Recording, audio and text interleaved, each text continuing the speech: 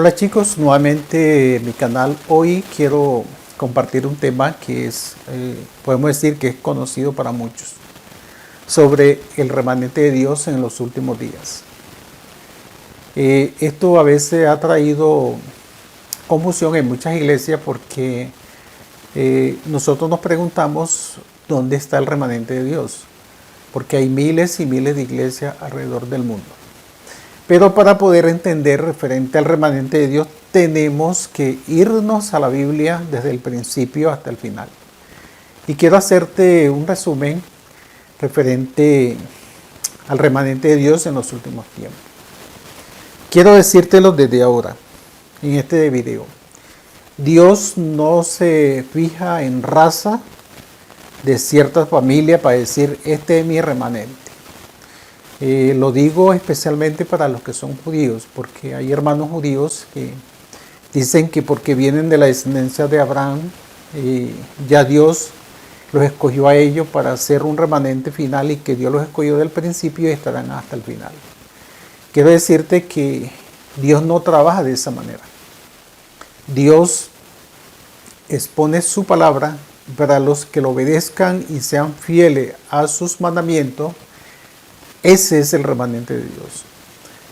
Aquellos que obedecen su palabra y hacen exactamente lo que Él les dice. De resto, no pueden ser parte de su pueblo. Por ejemplo, si nosotros analizamos en los tiempos del diluvio, Dios tuvo un remanente en ese tiempo. Y uno se pregunta, ¿cuál?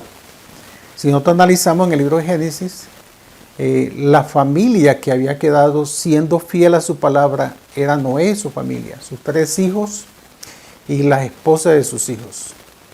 No había ningún remanente más. Ellos, 8 personas que Dios iba a liberar de la destrucción que se avecinaba en los tiempos del diluvio. Ese era el remanente de Dios. Y lo podemos mirar ahí en el libro de Génesis, en el capítulo 7. Donde el Señor le dice, solo he visto justo a ti y a tu familia delante de esta generación. Era el remanente. Pero nosotros nos preguntamos, ¿pero Noé tuvo hermanos? Sí, tuvo hermanos. Si nosotros leemos la Biblia, la palabra de Dios dice que Lamé tuvo hijos e hijas. Pero debemos recordar que Noé fue el hijo mayor de Lamé. Cuando vino el diluvio sobre la tierra, Noé tenía 600 años. Nos hacemos la pregunta, ¿dónde quedaron sus hermanos menores? Porque estas familias morían de 800 y 900 años. Podemos decirlo claramente que toda la mayoría de su familia pereció en el diluvio. Cuando el pueblo de Dios se aleja de los principios y que pertenece a ese remanente, pero se aleja de los principios, Dios no escatima o mira solamente a una raza para decir, esta es una raza y tengo que conservarla. No, Él conserva de su palabra. Él conserva de su palabra. Aquellos que obedecen su palabra son los que Dios da su protección. Del resto, no. Debemos recordar que toda la descendencia del diluvio era descendiente de Adán. Y Dios amaba mucho a este patriarca, Adán, a nuestros padres. Pero el hecho de que toda su descendencia pertenecía a Él no los preservó de la destrucción del diluvio. La mayoría de toda esa generación que venía totalmente de la descendencia de Adán y que pudieron hablar con Adán y lo contemplaron y hablaron con Él, pero cuando vino el diluvio lo destruyó. Solamente quedó un remanente que es Noé y su familia. El resto, todos murieron. Si nosotros analizamos después del diluvio, encontramos el mismo hecho. Podemos decir que la historia siempre se repite. No hay nada nuevo. Surgen apostasías y apostasías, surgen remanentes y remanentes a través del tiempo. Después de que Noé hizo un pacto, de que Dios hizo un pacto con Noé, debemos recordar que los hijos de Noé eran los padres de nuestras razas que habían quedado después del diluvio. Pero encontramos de que después de que estas familias se multiplicaron, surgió nuevamente la apostasía. Satanás alcanzó nuevamente su nivel como fue en el tiempo del diluvio. Así que muchos de la descendencia de Noé también se apartaron de los principios de Dios, especialmente uno de sus hijos llamado Cam. Y allí encontramos en el capítulo 10 de Génesis, encontramos la historia de estos personajes, como conocemos la historia de Nimrod, que era un hombre poderoso, muy rico en el mundo, y que trató de formar una monarquía, pero Dios le frustró su plan. Dios ha tenido un remanente entre toda esa familia. Debemos recordar que de la familia de Sem vino la descendencia patriarcal de Abraham. Podemos conocer la familia de Abraham que vino de la descendencia de Sem. Pero esto no significa de que estas familias también fueron inclinadas a adorar la idolatría de sus hermanos. Y así fue. El Señor tuvo que sacar a Abraham de Ur de los Caldeos. Él y su padre, y Lot, y muchos de los que estaban con ellos salieron y se establecieron en Harán. Pero allí, después de la muerte de su padre, Abraham salió de su tierra totalmente, con muchos que él había alcanzado allí en Harán que se habían convertido para el Evangelio. Debemos recordar que Dios siempre ha tenido un remanente. ¿Cuál fue el remanente en los tiempos de las familias de Noé? Abraham.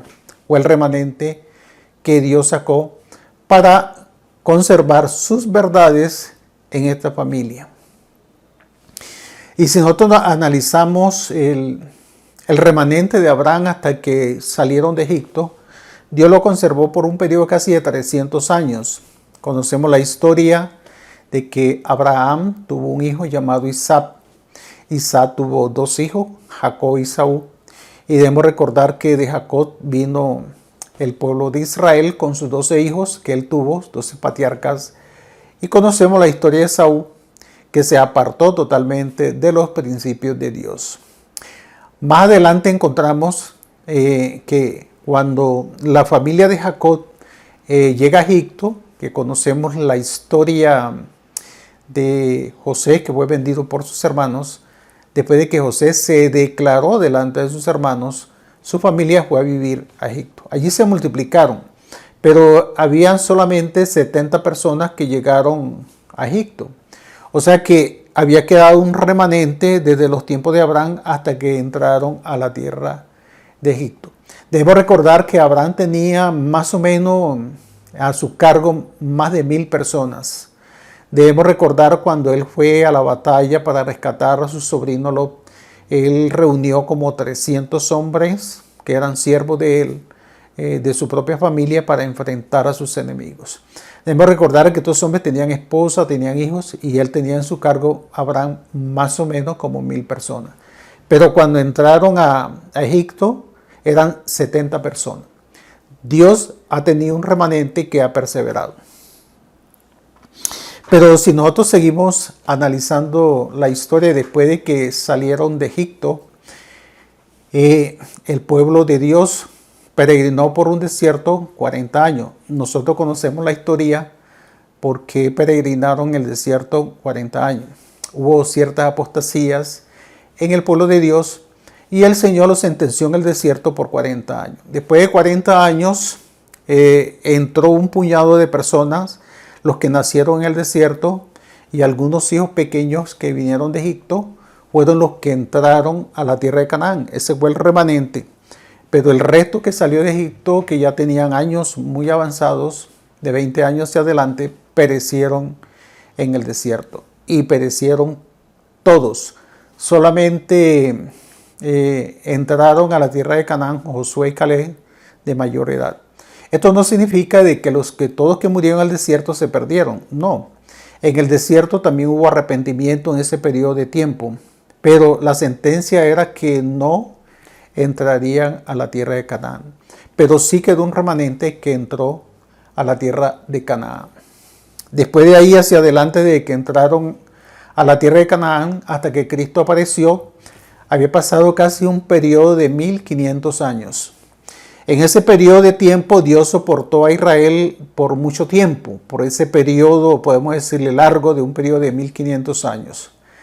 Conocemos la historia de apostasías y apostasía en la iglesia de Dios en el pueblo judío, ¿no? También debemos decir que Dios tenía un remanente a través del tiempo y a través de esa apostasía.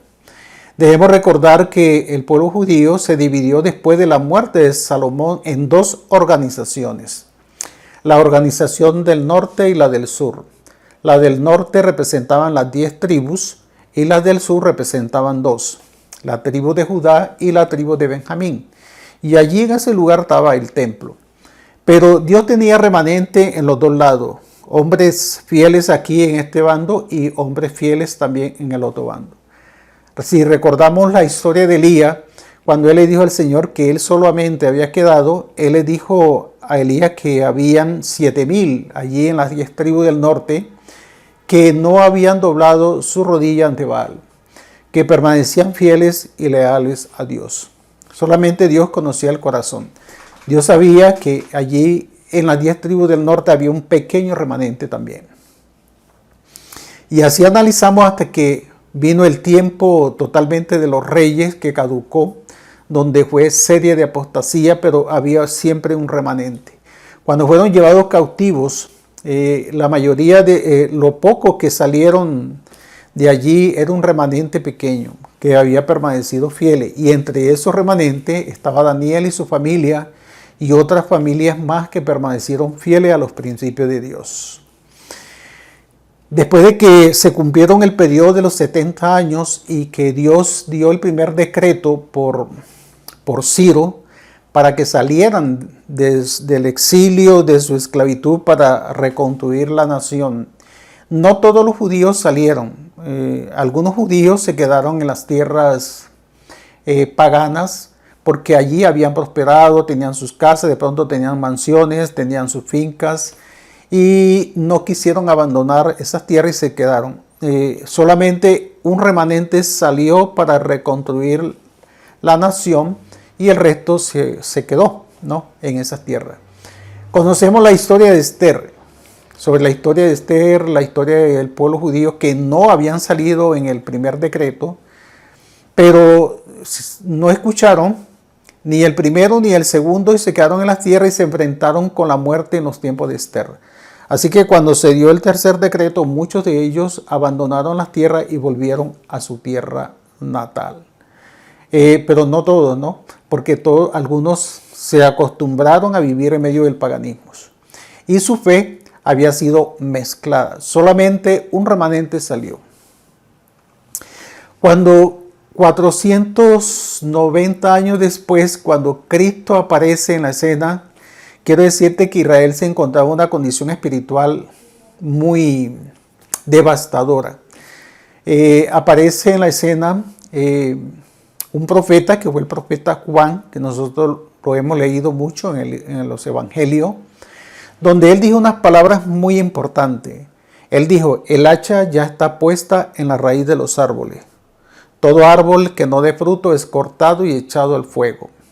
Él estaba diciendo, todo árbol que no dé un verdadero arrepentimiento, cada líder o cada persona del pueblo de Dios en estos tiempos que estoy, si no dan fruto de arrepentimiento, serán totalmente cortados. Juan estaba diciendo que iba a quedar un remanente pequeño. Y él fue el que puso el hacha de la verdad en la raíz del árbol. Y todo árbol que no dé fruto, dijo él, es cortado y echado en el fuego. También conocemos la parábola del maestro cuando él dijo la parábola del árbol que no daba fruto. Y el dueño de la viña le dijo, córtalo. Pero Jesús dijo, dejémoslo un tiempo, lo voy a podar, lo voy a cuidar. Y si no da fruto, lo cortamos. Y fue en el periodo de su ministerio, cuando Jesús comenzó a predicar el evangelio, comenzó a podar a Israel, a cuidarlo para ver si daba fruto. Pero conocemos la historia de que no dio fruto a verdadero arrepentimiento. Solamente un pequeño remanente salió de allí, de ese pueblo. Lo encontramos cuando Jesús comenzó a predicar, los 12 discípulos le siguieron, que él los llamó. Y también conocemos de muchas familias que siguieron a Jesús. Después de la muerte del Maestro, el Espíritu Santo descendió en el aposento alto solamente 120 personas. Hago la pregunta, ese fue el remanente que quedó, ¿verdad? Claro que sí. Ese fue el pequeño remanente del pueblo judío. Y allí conocemos, después de que los discípulos comenzaron a predicar, muchos fariseos, saduceos y muchos del pueblo de Israel se convirtieron. más adelante. Pero de la cantidad de millones que habían en la ciudad, o podemos decirle millones que había en el pueblo judío, de como una nación, solamente un pequeño remanente escuchó la voz de Dios. De ahí conocemos más adelante la historia de los discípulos, la iglesia de Dios, cuando comienza desde el año 34 hacia adelante, cuando el evangelio pasó con más fuerza a los gentiles después de la muerte de Esteban. Allí comenzamos a ver la historia de la iglesia cristiana. La iglesia judía había quedado con su sistema, con su templo y sus ceremonias que ya no tenían ningún significado. Y encontramos que más adelante, más o menos 40 años después de la muerte del maestro, Jerusalén fue destruida como nación. Desapareció como nación y su templo. La iglesia de Dios siguió avanzando por medio de la predicación de los discípulos. Pero fue una iglesia perseguida tanto por los judíos apóstatas que estaban esparcidos y también por el imperio romano apóstata. Así que estos dos grupos se unieron para perseguir también a los discípulos y a todos sus seguidores a través del tiempo. Pero si nosotros analizamos, por ejemplo, la historia de la iglesia cristiana, el apóstol San Pablo había profetizado en 2 Tesalonicenses de una gran apostasía que iba a surgir antes del pronto regreso de Jesús. Pablo habla como el hombre de pecado, el hijo de perdición, y dice que esta obra venía por operación de Satanás. Si nosotros analizamos esa profecía se cumplió en el año 538, cuando surgió el papado. La iglesia cristiana, desde que comenzó, por ejemplo, el último discípulo que murió en el año 100, que fue Juan, la iglesia avanzó sin la presencia de los discípulos y unos 300 años más adelante la iglesia se había apartado totalmente de los principios divinos. Allí se convirtió Constantino, un emperador romano, y que cambió el día de reposo por el falso día de reposo que nosotros conocemos hoy, que es el domingo, establecido por el imperio romano. Esto significa que el paganismo de Roma se introdujo en la iglesia cristiana, entonces se comenzó a adorar a María, a los santos y muchas de estas otras cosas que se introdujeron en la iglesia cristiana, pero los fieles, el pequeño remanente, abandonó la iglesia apostatada. Y estos hermanos fieles entonces fueron perseguidos por sus propios hermanos que habían apostatado. Y esa persecución comenzó con mucha fuerza desde el año 538 hasta el año 1798. Un periodo de 1260 días de persecución. Pero ese remanente comenzó a predicar la verdad de Dios, guardaban el sábado como día de reposo, como lo guardaron los discípulos. Fueron perseguidos. Tenemos allí los valdenses y muchos otros grupos que se levantaron aparte y que adoraron a Dios en diferentes lugares del mundo, apartados del romanismo y muchas otras cosas. También podemos analizar de que de esa gran apostasía en el imperio romano surgieron hombres importantes de allí que estaban engañados como Martín Lutero, Juan Hus, Jerónimo, estos reformadores que Dios los inspiró por medio de su Espíritu Santo para que buscaran por medio del estudio de la palabra de Dios cuál era la verdadera verdad que creyeron los santos en el pasado. Así que surgieron estos reformadores. Estos hombres se levantaron en medio del pueblo católico a defender la verdadera fe que una vez había sido dada a los discípulos. Y estos hombres, algunos fueron quemados en las hogueras. Y no solamente ellos, sino aquellos que también siguieron sus verdades que habían enseñado. Fueron perseguidos. Pero gracias a Dios el protestantismo se extendió en toda Europa y fue aceptada por muchos reyes en esos tiempos. Más o menos en el siglo XIV o en el siglo XV. Comenzó a surgir ese remanente que también estaba profetizado en la palabra de Dios que surgiría. Siempre ha visto un remanente a través del tiempo.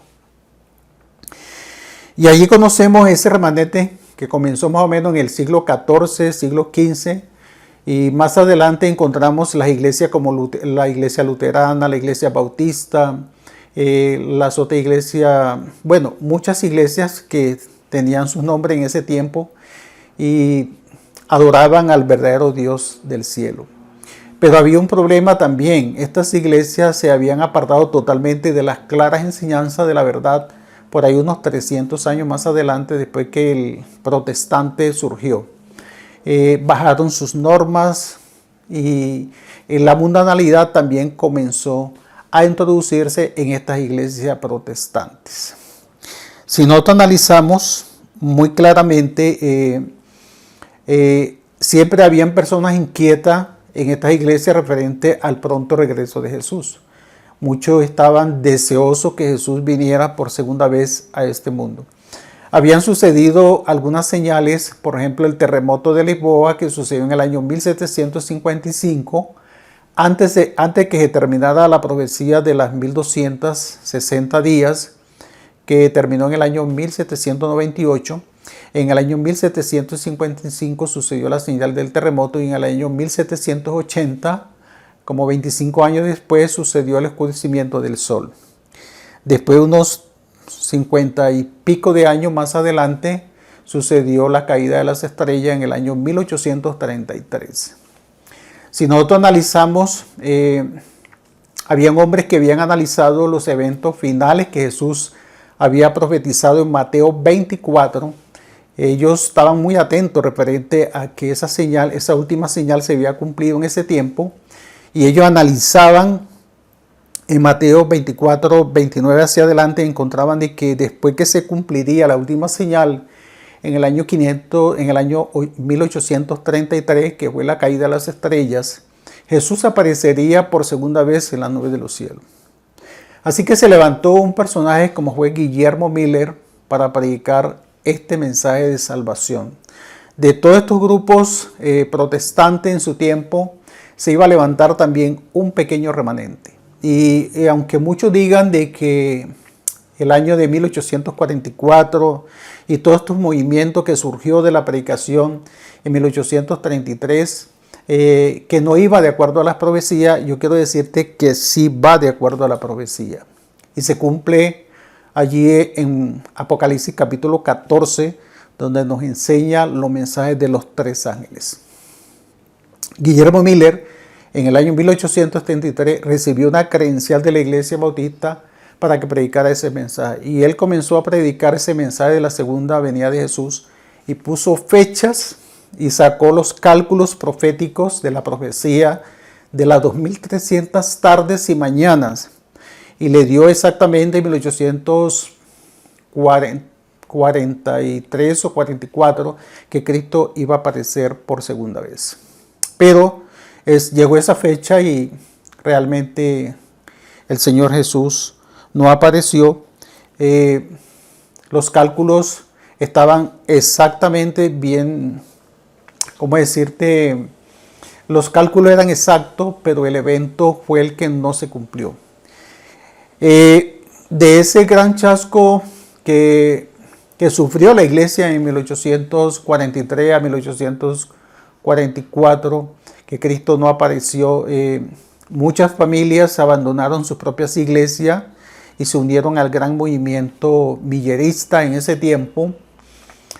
Más o menos más de 50,000 personas se separaron de sus iglesias y se unieron a este gran movimiento.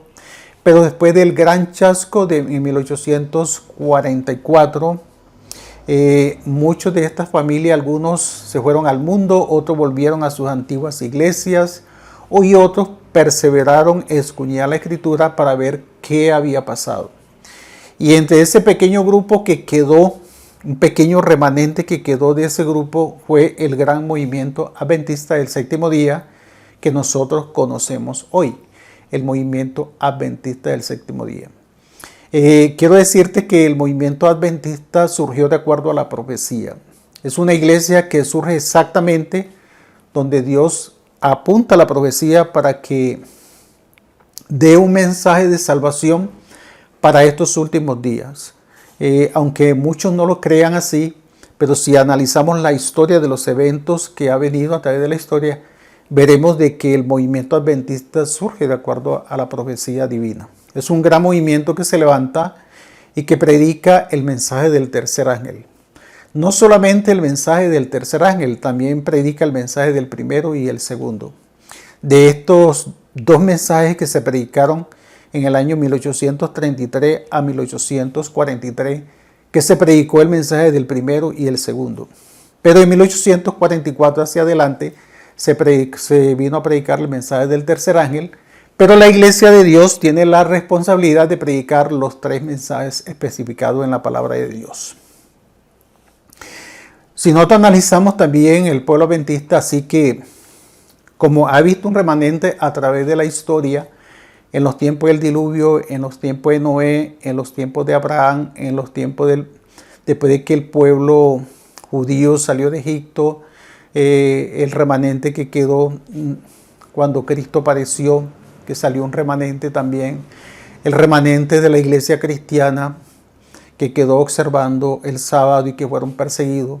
Y después surge, después de eso, un remanente en el siglo XIV de los movimientos protestantes.